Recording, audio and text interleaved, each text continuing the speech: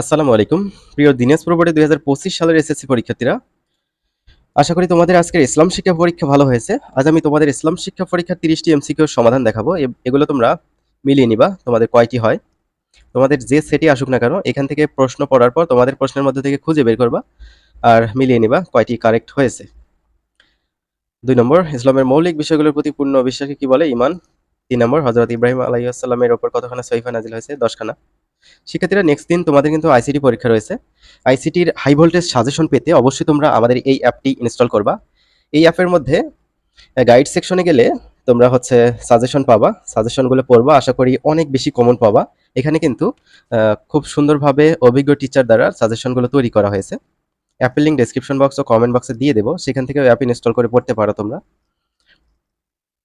তারপর ৬ নম্বর দেখো, দেন ৭ নম্বর, ৮ নম্বর, সিয়াম সালাত আদায় করতে গিয়ে দ্বিতীয় রাকাতে সূরা ফাতিহা পড়তে ভুলে যায়। সিয়াম শরীয়তের কোন বিধান লঙ্ঘন করেছে? ওয়াজিব। দেন ৯ এর উত্তর ক। ১০, হাদিসের আলোকে বৃক্ষরোপণের উদ্দেশ্য কি? সওয়াব অর্জন। দেন এখানে দেখো ১১, ইয়ামামার যুদ্ধে। এগুলো প্রশ্নগুলো তোমরা তোমাদের প্রশ্নের সাথে মিলাবা। মিলানোর পর কয়টা হলো অবশ্যই তোমরা কমেন্ট করে জানাবা যে আমার এতটা হয়েছে। আমরা কিন্তু গত পরীক্ষা যেটা হয়েছে গণিত পরীক্ষা, সেটার উত্তর 100% দিয়েছিলাম। তোমরা অনেকেই ভালো পরীক্ষা দিয়েছো, কেউ খারাপ পরীক্ষা দিয়েছো। সেগুলো কমেন্ট বক্সে আমি দেখতে পেয়েছিলাম।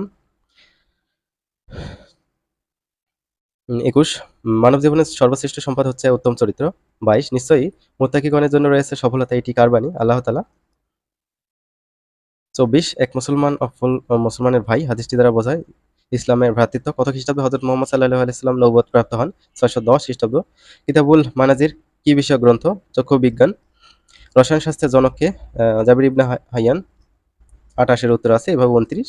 দেন সর্বশেষ, ইমাম আবু হানিফা কোথায় জন্মগ্রহণ করে? কুফায়। তো শিক্ষার্থীরা ভালো থাকবে আর চ্যানেলটি সাবস্ক্রাইব করে রাখবে।